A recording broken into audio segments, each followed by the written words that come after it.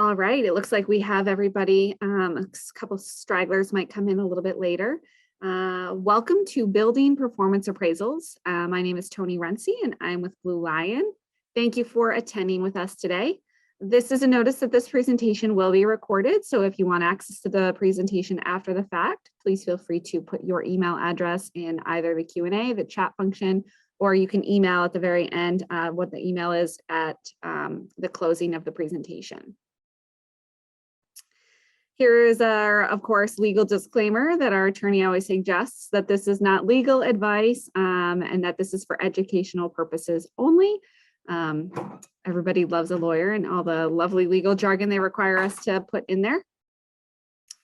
Who we are, BlueLion is a human resource and operations consulting company. We service mostly the New England region, but of course we do have clients that service areas all the way out to the West Coast. In California, Ohio, Arizona, and everything really in between, of course. We specialize in small to mid-sized businesses with all of our HR and operations consulting services. As I stated earlier, my name is Toni. I have over 13 years of HR experience. I am also the co-founder and co-owner with my business partner, Allison Miliotto of BlueLion.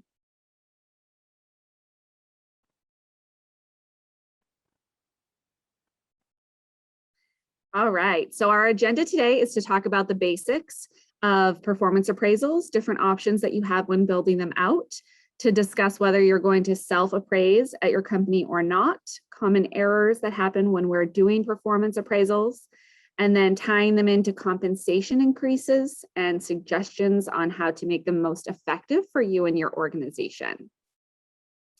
So performance appraisals often can go by any of these three terms: reviews, evaluations, and of course, performance appraisals.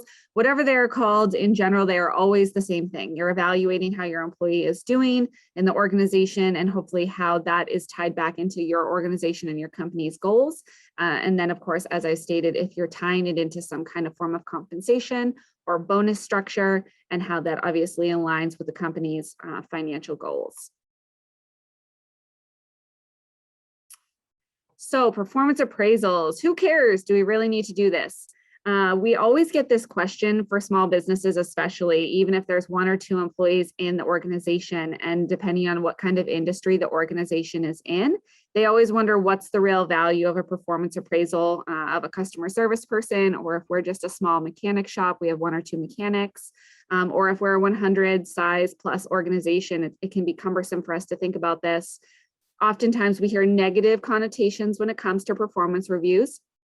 You know, the employee doesn't really buy into it, managers rush through them, everybody dreads doing them, going over them with the employee. And so it comes down to a question of, does anybody really care?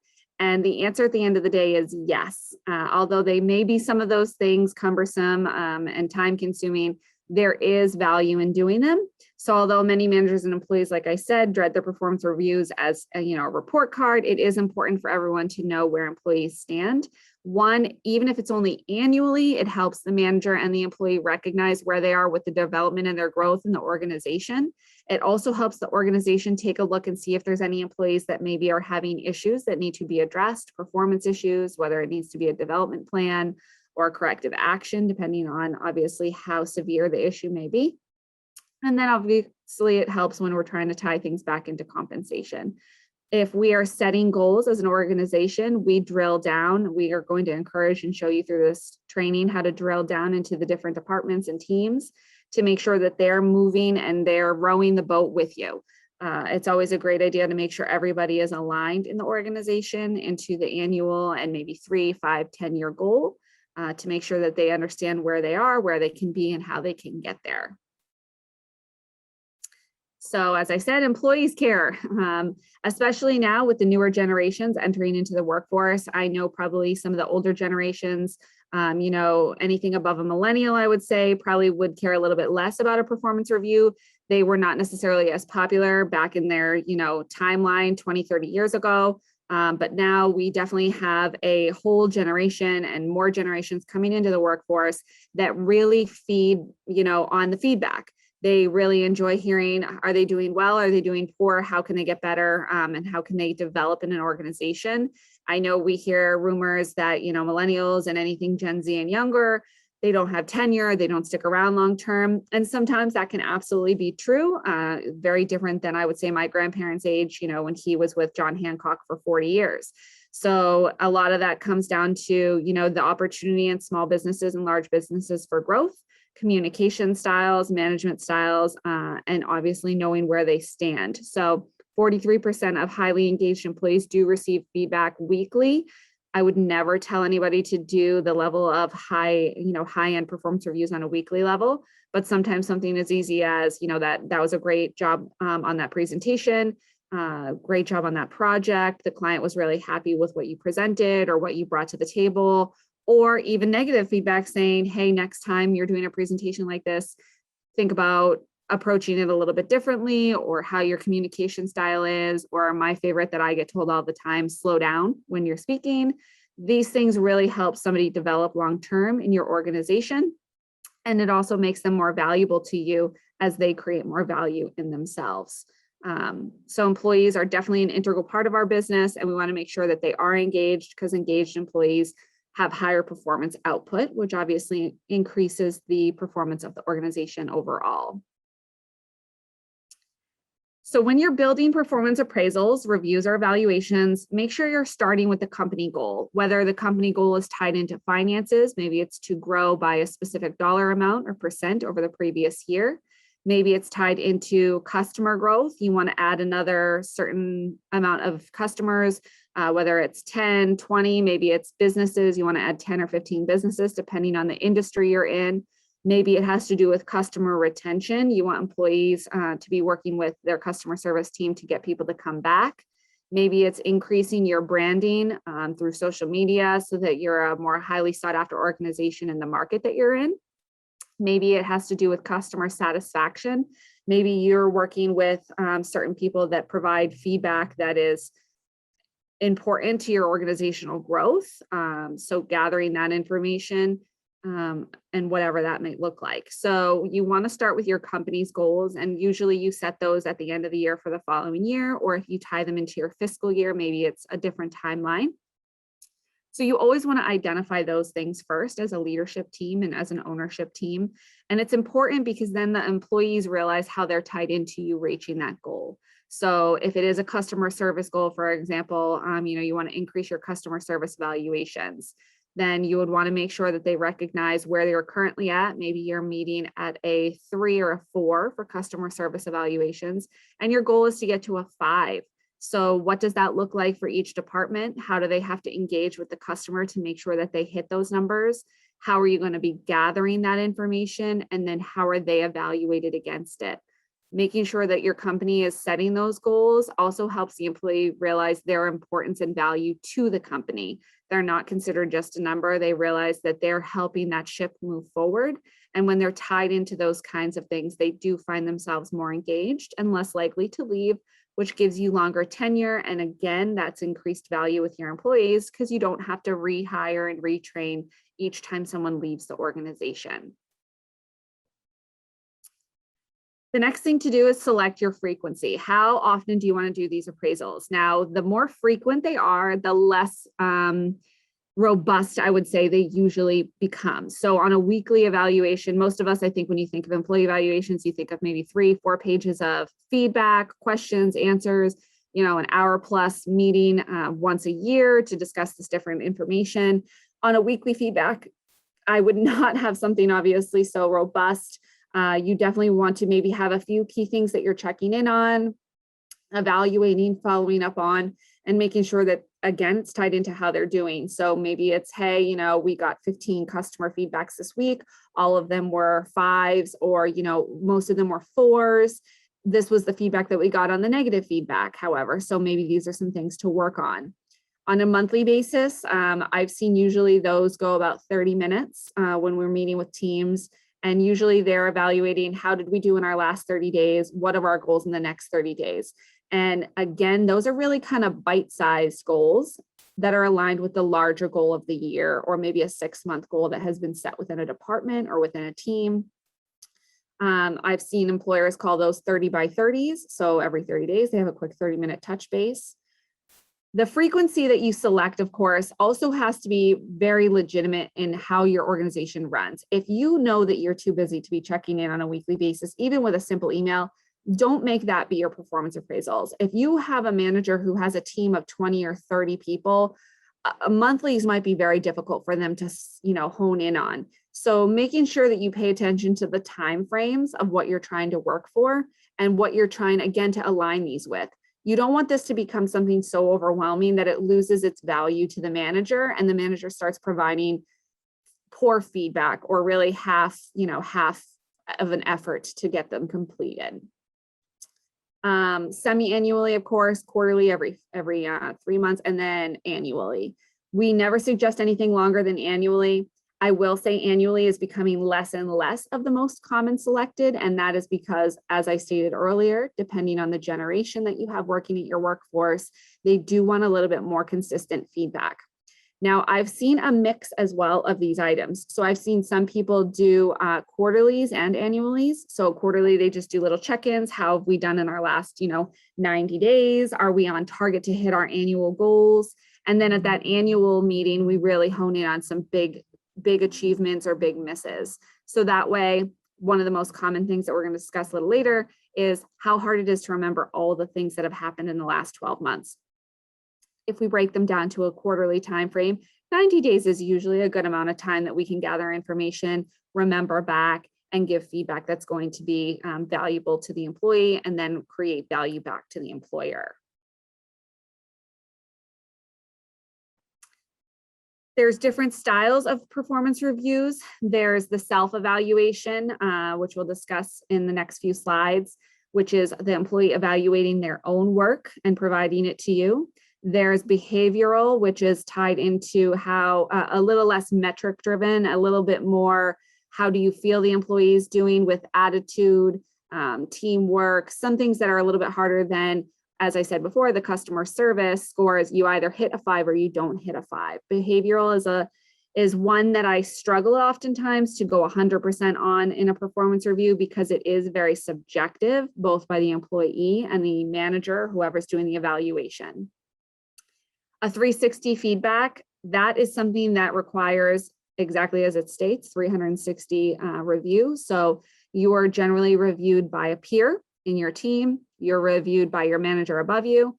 If you have a team member below you or a team that is below you in the hierarchy of how the organization's processes run, all these people. And then if you're engaging with customers of some kind or vendors, you get feedback from every single person who engages with you, even if it's a small amount. So if you work in a team of 20, you wouldn't necessarily get all 20 people's feedback.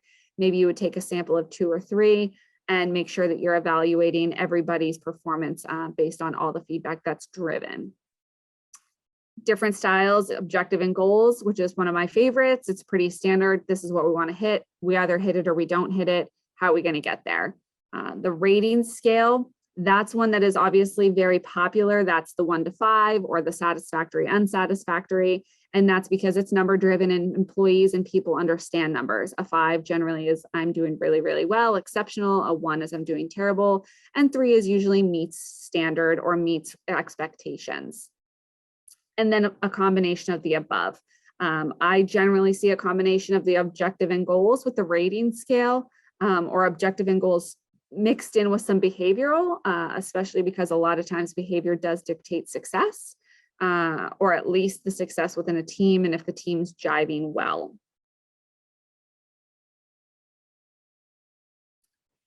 Common errors, however, when we're doing the rating scale are here. There's a lack of differentiation. So if you have a manager who is not necessarily informed or educated or trained on how to do performance reviews, sometimes what they'll do is they'll give everybody a 3. Everybody's meeting those expectations, but they might be missing out on those people that probably are not necessarily hitting the expectations consistently and need a little bit more support or need to realize that they're not coming in on target, or you're under evaluating those high performers and then you're disengaging them and they're not likely to continue to go above and beyond the call of duty.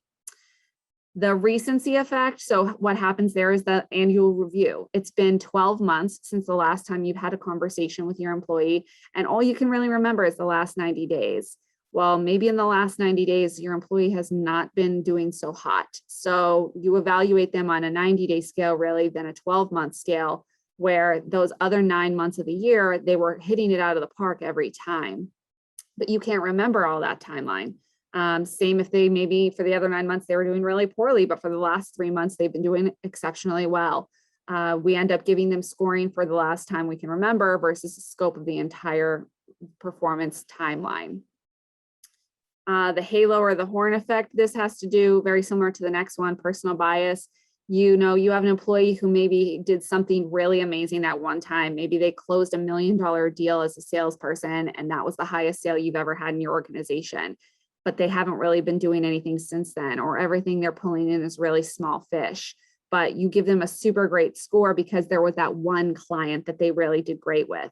Well, that doesn't really give a good scope of how their current performance is and if they need to do better or if they don't. Maybe they are still doing really well.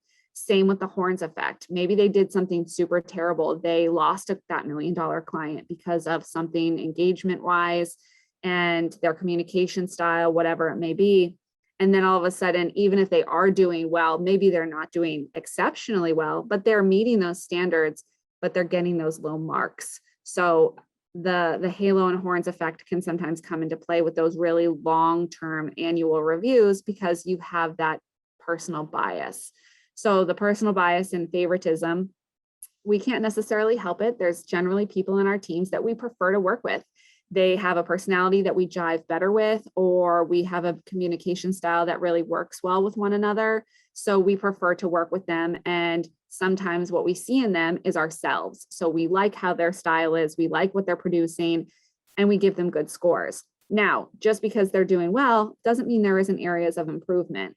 Well, when we have a personal bias or a favoritism, sometimes we don't necessarily give that critical feedback to help that person grow. And then inaccurate information or preparation. If you are not the person who oversees the team member that's being scored, you should probably not be the person that's giving the review. And the reason for that is I've seen a manager's manager give reviews to 2 people below them based off information that middle manager provided. Well, what happens is that employee comes into that performance meeting and they might have questions. Oh, you gave me a score of a 3 here, but I did X, Y, and Z, and there's no mention of that.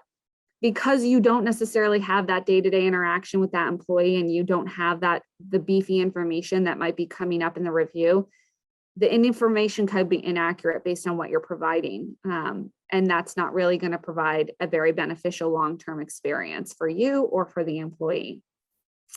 And then, of course, preparation. There's always those managers, and I know it's happened a time or two for me when I've gotten really overwhelmed with projects. I push this off and then it's the day before or the morning of the performance review, and I am scrambling maybe to put information down on paper to try and create value that I know I've, forgive the language, half-assed to kind of be here.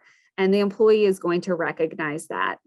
But it creates a problem. They can realize I'm not bought into really caring about your development, and you know that. And so you're not going to be caring about your development.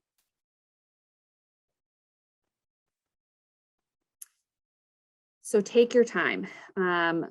Some of the things that I encourage to do, and it depends on the different industries that you're in. So for example, I have a construction company, and a lot of their guys are on the roads working out of the trucks, including their managers. So what I did was I gave them a tiny little folder that like closes shut because I know they're eating in their trucks. There's a lot of stuff happening in the trucks. And what I did is I gave them a little pad of paper, and at the top I had like made it custom papers, and it just had the employee's name, the date, and the information. And what would happen would be they almost were like 5x7s. I might have made them a little smaller. They're 5x7 cards. They were in the folder. And what would happen would be if something happened that was good or bad, I just told the foreman and the shop supervisors, just write it on the card and then shove it back into the folder.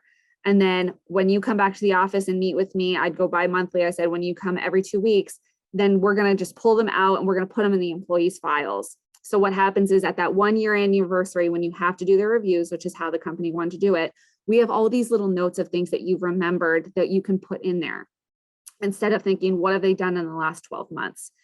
You can do the same thing if you're in an office setting. Shoot an email off to the employee if they're doing something awesome or if they need any kind of performance improvement.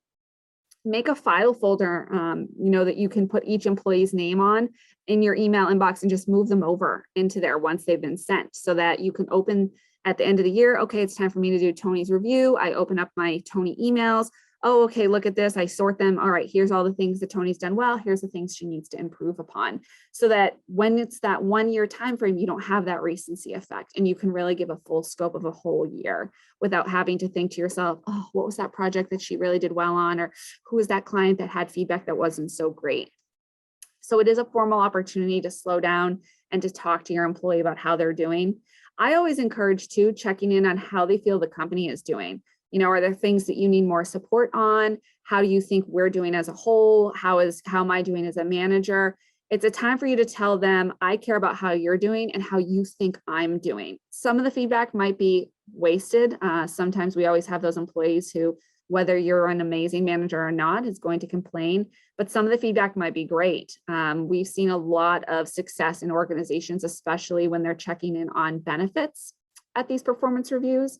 And they say to the employee, is there any kind of benefits that you'd also like to see that you don't currently have? It gives a good information on, a lot of employees would like to see, life insurance, and we currently don't offer that. And it's a small fee, to provide a benefit that would give longer tenure to our staff. It's also important to document the performance with detail, and we'll discuss how to do that, because if you have an employee who's maybe not doing well, who you might be trying to work out of the organization, it always helps to have paperwork and documentation. We live in a world where people love to call attorneys. My favorite thing to hear from an employee is they're going to tell their lawyer. And then when I think about what we pay them an hour, I wonder how they can afford a lawyer to have on retainer. But it's the favorite thing that I hear from employees. I'm going to call my lawyer. I'm going to call my lawyer. If you as an employer have done your due diligence of documenting the good and the bad of an employee, when that time comes, and I've helped litigate situations as an HR person for the companies that I've done business with, when I can sit down and say, here's all the paperwork that I have, here's the times they did great, here's the times we worked on it, and this is what we do as an organization, very quickly, the attorney for the opposing counsel recognizes, okay, this is not a winnable case. This is not going to reap any reward for the employee that's suing, for me as the attorney, and it's going to be a time that's wasted.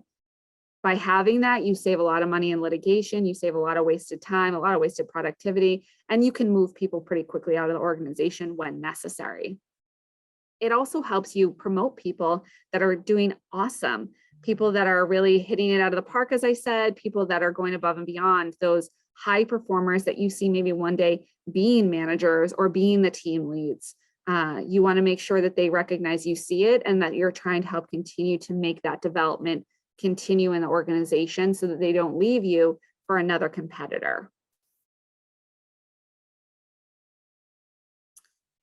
So be detailed. So this is the scoring. Here's an example. You score an employee with a 4 on a scale of 1 to 5 for customer service, meaning they're exceeding the expectation. You write, Joe has been exceeding expectation. He's a great customer service rep. A lot of times this is what I see, but what makes this person an exceptional customer service rep? Joe has exceeded company expectations this year for customer satisfaction. That's a measurable thing, especially if your company is gathering that data from your customers. He has the highest ratings for customer surveys, scoring a satisfactory rate of 96%. Several customers have written into the company to provide accolades for his support and service. Additionally, as his manager, I have received calls from customers telling me what a pleasure it is to be working with Joe and how he takes his time to make sure the customer has what they need. The value in just a few extra sentences, although I know it takes more than a few extra minutes, is going to create such a reward to the employee that it's going to turn into higher productivity for you as the employer. You want to have good customer satisfaction. You want to have satisfied employees. They are a form of you as the owner or manager's customer. So making sure that they realize, I'm not just saying, yeah, you're great at customer service. If I'm giving you a 4 or a 5, I should be saying exactly why you're getting something so above a standard. If I'm giving you a 1 or a 2, I better have some examples of why you are failing at what I'm expecting from you. Oftentimes when I see the 3 scores that meets expectations, there's not too much necessarily to write there. You're doing your job and I'm satisfied with it. Thank you for coming in and me not having to ask you over and over again. If you think, if any of us on the call are parents, how many times we have to tell our kids to brush their teeth or put their shoes away or take their backpack out of the middle of a walking area. Satisfied parents are parents who don't have to say it a million times. You come in, you hang your coat up. Thanks. I don't have to trip over that later on. It works the same way with employees. So be detailed, even if it's not great. So as I said, you want to make sure if it's a 1 or a 2, you're also telling them why it's a 1 or a 2 and how to improve it. Don't just give critical feedback with no path of how to get better. You want to let them know, here's where you're not succeeding, here's how to succeed. So you score an employee a 2 on a 1 to 5. You write, Joe needs to work on his customer service skills. He has had some issues which have caused the company concern. Several customer issues have arisen. What are they? Let's talk about it. So Joe has had several customer service complaints this past year, which are documented in his file. Always refer back if you have things documented. That's a great way to not have to necessarily add more writing to the review. But if you have to pull those stuff out of the file during the review, you have it on file. The concern is he is working too quickly to get the customers off the phone, so he's not listening to their needs or assisting them with their questions in a respectful manner. He has also given several customers wrong information, and there was an incident 6 months ago where he hung up on an angry employee. We would like to see Joe work on his patience in providing customer service. His current satisfaction rate is 60. We'd like to see it raised to a minimum of 80 in the next 3 months. So we talk about where he is, that it's below where we want him to be and where we want him to be and the timeline we want him to be in. So not necessarily we have to wait another year for Joe to do well. We want to see improvement pretty quickly, or we recognize we might need to see Joe move quickly out of the organization. So how do we deliver information to have the best impact? Nothing in the review should be a surprise to the employee. The last thing you want to do is, after 12 months, sit down across from somebody and they think they are crushing it, and you are 5 seconds away from putting them on a performance improvement plan. You want to be able to go over everything that's in that review and have them be sitting there and shaking their head, good or bad, the entire time, because you've been providing even those small feedbacks throughout the year so that they recognize, oh yeah, I know that I shouldn't have hung up on that employee that called in and was angry. I know that I've had great customer satisfaction because I've heard it and I've seen that they've been going to my manager. You don't need to read word for word. Employees are going to have a copy of the review, so really just highlighting high level stuff. Additionally, they're going to read it word for word for you, so you don't need to do it. Discuss each topic in a high level unless the score was below average or above average. Ask the employee for feedback on their position, the team, your management, and the company. Wait, listen, wait, and respond. I know many of us maybe have heard the phrasing, most of us communicate, we're not listening, we're listening, we're not listening to listen, we're listening to respond.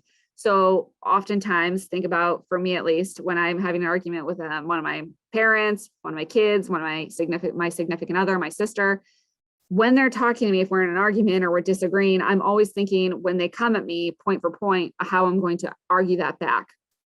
That doesn't really produce a good outcome overall. I need to be able to listen. I have to wait for them to be done, and then I can respond. And I have to truthfully listen. Okay, this is how you feel. Right, wrong, or indifferent, perception becomes reality for a lot of employees. So recognizing that and being able to communicate with our different techniques and styles is going to have a better result for us long-term for how they respond to our critical feedback. Most people don't like hearing bad things about themselves, even if they know that it's true. The last thing they want is to know someone else recognizes that there's areas of improvement and that they're not doing as well as they could be. So listening to that feedback, even if it's negative feedback on you as a manager, the team, or whatever it may be, it's helpful for you to recognize this is the perception this person has. Is that going to work for us as an organization, as a team, as a manager, or not? Is that truthful to me to have an area of improvement as a manager and a team, or not? And recognizing what kind of communication needs to happen from there. So some questions maybe that you want to ask the employee during the review at the very end. What do you expect to be the most challenging about your goals for this quarter? Generally, if you're going for a 90-day timeline to make goals, then you can say, what's the challenge?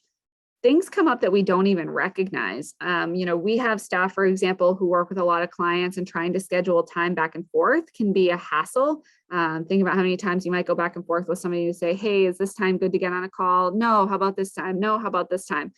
So we provided them with Calendly. It's an app that we gave everybody, and they can have access to it, and the people can have access to schedule time directly instead of going back and forth. It saves time, it's more efficient, and it's very cost effective. So not necessarily knowing that that was a problem, we wouldn't have been able to have solved it so quickly, and the employees and our customers are so much happier with that. What support can the department provide for you that will help you reach these goals? Most of us really, we want to collaborate with one another. So making sure we recognize if there's issues inside the team and how to create better success for those teams to be higher performers. What are your hopes for your achievements at our company this year? It's always good to check in and see. Sometimes employees have higher goals and standards and expectations of themselves than we do. We might not recognize that there's a top leader in our ranks that's looking to move up or looking to move up quickly. By having these kinds of dialogues with them, we can hear, oh, I'm actually in school for this, and I'd like to, learn more about this at the company. Wow, you've just been able to find out so much information in a 5-minute conversation, and you'd be able to tie them in. And now you have a succession plan maybe for another department, or if somebody leaves, you're working on grooming another manager who's going to move themselves up in the organization. So all of these are kind of quick questions that have long answers, but the answers can be really helpful for our business planning, our team planning, and of course, succession planning, and the employee down to the specific employee performance planning. So create new goals, collaboratively come up with some together. I always like to suggest go into the meeting with at least 1 or 2 goals written down that you have for the employee, but then leave space for a couple more goals that they have.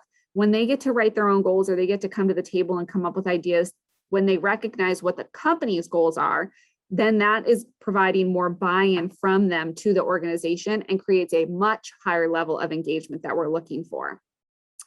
Use the SMART method.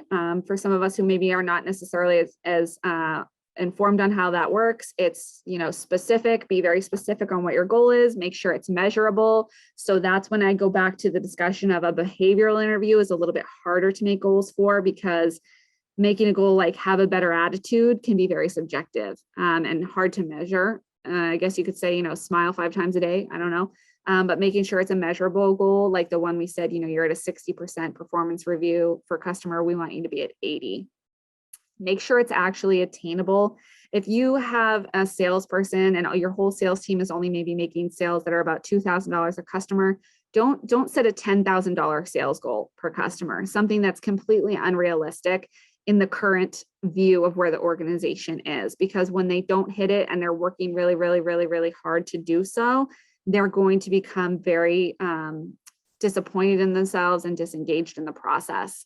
So maybe it's, hey, an average sales 2,000. We want to make our average sale 2,500 or 3,000, something that's absolutely attainable. Also realistic in your business. So yes, a $10,000 goal is attainable, but is it realistic for your business?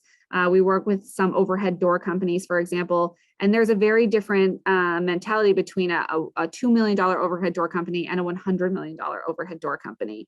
The reality of it is, yes, the $2 million door company, is it attainable to sell a $10,000 door? Sure. Is it realistic for your $2 million door company and the industry space that you're in geographically? Maybe not. So making sure that it's realistic for your industry as well as your company. And then setting that timeline, whether it's 30 days, 90 days, or by next year, and then breaking that down into smaller chunks and bites to make sure that we're really hitting those steps along the way. Schedule a follow-up with them prior to the next meeting, depending on the frequency. So if it is an annual review and you've set a really high goal, maybe do a 6-month check-in. How are we doing? Maybe it's quarterly check-ins. How are we doing? Just so they know that you're still bought into the performance and that you're still bought into those goals that they've set as well as the ones you've set. And then provide that positive feedback, even if there was critical information in the review. Unless we're firing somebody in our performance review, there has to be positive things that they've brought to the table. Making sure that when they leave, they realize, yes, there are things that I need to work on as an employee to get better, but overall, I'm still doing well. I'm still doing well here. Or as I said, if they're walking into the performance review and you're about to give them a performance improvement plan, you don't want that to be a surprise either. So making sure that you're always giving that positive feedback. I've heard some people call it a sandwich. So, there's two pieces of bread in between. You start with a positive, you put a negative, and then you end with a positive. I generally don't enjoy doing that. I think sometimes it blurs the lines and it can make things a little fluffier than they are. I'm a very direct communicator. Not necessarily has that been successful with every employee, but I find that it is generally successful when I do it with compassion. So making sure that they realize there are things that you need to work on. I need you to hit these targets. You provide value to this business, and that's why I want you to succeed here. So make sure you're doing these things. And if there's issues that are preventing you from doing them, let me know, and I'll try my best, if there are barriers to remove them.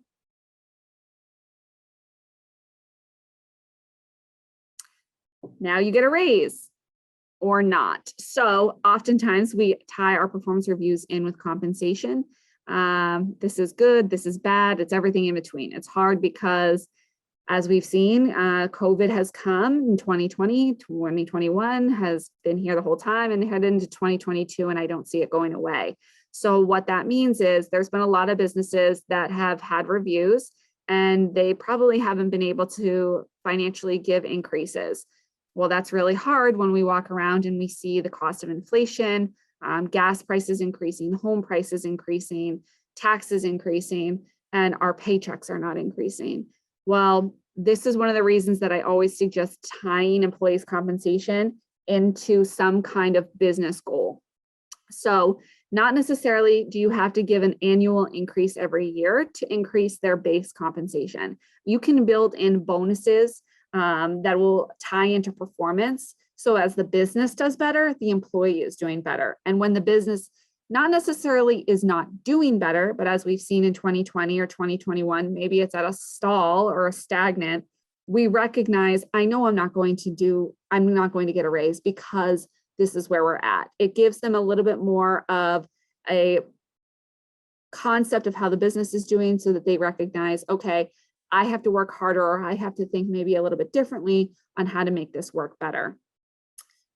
So obviously performance reviews are meant to help employees improve over time. Managers do tell employees they've been doing well and what they could be doing better. But when money enters the equation, it quickly consumes the process. Think about how many times you've maybe sat down at a performance review and all that employee is doing is waiting until the end of the review to realize, am I getting more money or not? So tying it in is not necessarily my favorite thing to do. It is the most common thing to do. I am always encouraging employers to move away from it so that employees recognize that it's not necessarily one time a year you're going to have an increase, but you have more control over your compensation throughout the year, and how that's tied into the business as a whole. So rather the employee is more interested in their increase than how they've been doing and how to do better. So by decoupling the wage increase from performance reviews, you can truthfully focus on the performance, and then you can focus on the compensation at a different time. It is interesting, and it does take some time to break employees' mindsets from having these two things tied together. But I always say this is a great time when an employee is starting with your company to engage them in the process of what the culture of your business is. So when they start, they realize, okay, I'm not waiting a year for my date of hire to get an increase. I have a little bit more power of my compensation throughout that time frame. So here's some suggestions, and I've given a couple of these throughout the webinar. Keeping that notepad for each employee who reports to you and just putting little jot down notes on it is very helpful. That way you can review at the very end. How did I do? How's the employee doing? And you don't have to worry about all these different things. I've even seen some people who just use Post-it notes and they shove every Post-it note into a folder. And then at the end, they just pile the Post-it notes into each person's little, like right in front of them. And then they go through the reviews when they have to do them annually. Write down the wins and areas of improvement. Send those emails, like I said, when successes are hit to promote further behavior. You know, it takes, I believe it's like 7 times of positive review versus 1 time of a negative review to help an employee improve. Address the person in person if there's any issues. If you're addressing issues and there's always time, oftentimes we have meetings and then we're meeting, and we have a hard time following up with documentation. If I have a meeting with somebody, I usually try and give a 10 to 15 time frame beforehand. I'll draft my follow-up email during that timeline. One, when they're in my office, it helps me stay on target, almost as an agenda. And two, I don't have to make sure I have time at the end of the meeting to send up everything that we just talked about. I just have to add a couple of things that maybe were discussed that they brought up or that I also hit on that was not part of the original discussion. Send it to them as a quick summary. Hey, Joe, here's a quick summary of what we talked about. Let me know if I missed anything. I look forward to us working on this or an improvement on this. They have a copy, you've got a copy, print it, put in their file, stick it into an employee email, like I had said, to look at later on in time. Saves yourself boatloads of time at the end. So I call those my same day summaries. Provide a blank review and rubric upon hire. So if you are doing a review annually that's written down upon hire, here's your review. Here's what we're going to talk about in 6 months or a year from now. So the employee can recognize what they're going to be quote unquote graded on and evaluated on. That way, when the time comes, they're not like, oh, well, I didn't know that that's what you were going to score me on, or that was something that the company cared about. Saves you time and energy. And there it is. Provide the review ahead of time, and that saves them a little bit of an effort when they come to the review of doing the word for word reading. Don't provide it more than a day in advance, but do provide it with a little bit more than an hour. You do not have to do this. Again, it's a time saver. So when the employee comes, they've already had a little bit of time to look at it and come with a little bit more constructive feedback. Don't sugarcoat poor performance. If it's bad, let them know it's bad. You don't want an employee to walk out of there being like, oh, it's bad, but not that bad, depending on what it might be. Don't downplay the high performance. Same thing in reverse. Control the discussion if there are negatives that the employee does not want to accept. So we've had those reviews, I'm sure, where an employee will say, oh, I know I did that wrong, but so did Bob, and blah, blah, blah, blah, blah. They'll instantly try and deflect that poor performance.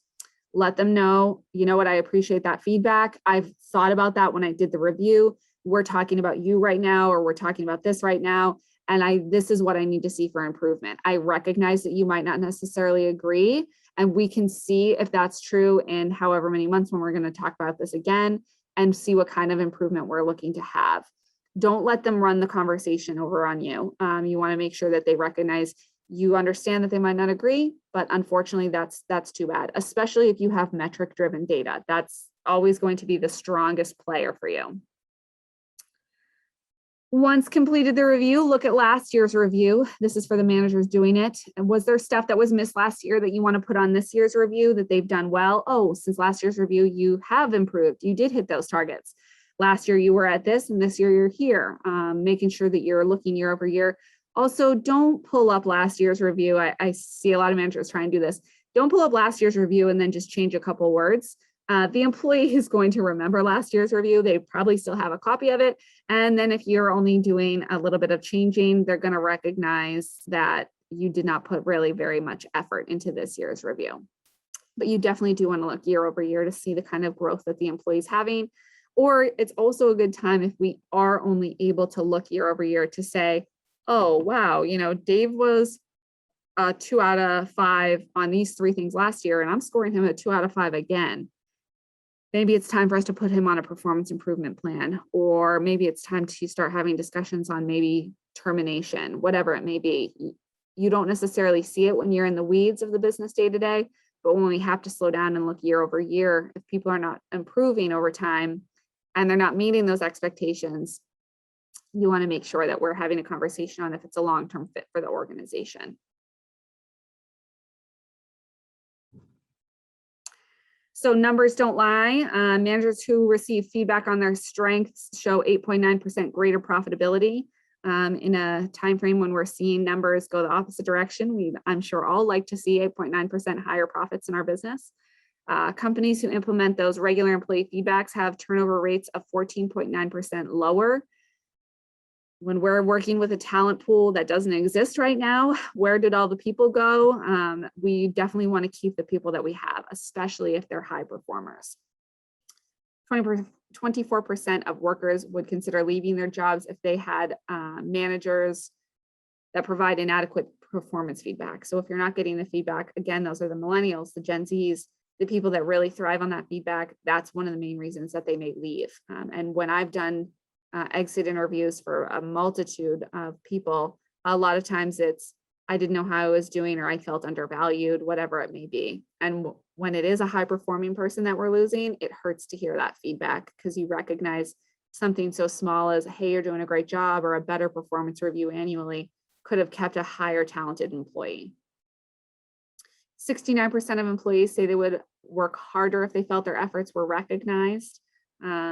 Think about, I always say to my children, you know, when I tell them they're doing good, they beam and they want to do good over and over again. And it does create that pattern of behavior that I'm looking for. So just by saying they're doing a good job. 92% of respondents agree with the assertion negative redirecting feedback, if delivered appropriately, is effective. So that's, again, not what you say, but how you say it.